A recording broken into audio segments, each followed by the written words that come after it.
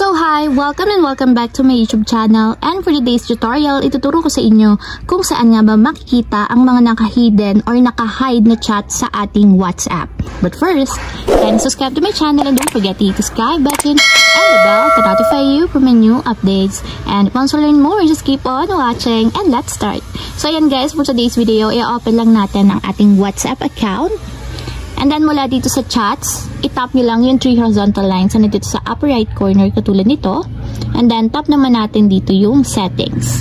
Then dito naman sa settings guys, itap nyo lang yung privacy. And then dito sa privacy, i-scroll up lang natin. Then hanapin nyo dito yung chat lock. Then tap nyo lang. And then after nyan, dito sa chat lock guys, itap nyo naman dito is yung unlock and clear lock chats. So kapag tinap natin to, babalik sa dati or mapupunta ulit siya sa chat list natin. So ibig sabihin, magiging visible na siya dun sa ating chats. So try nating itap.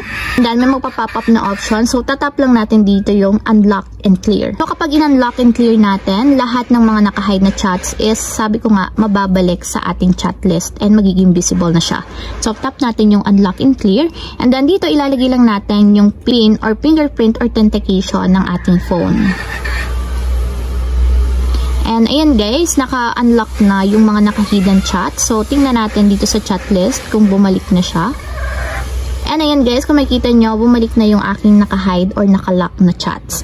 So ayun lang guys, ganun lang kasimple kung saan nga ba makikita ang mga hidden chats sa ating WhatsApp.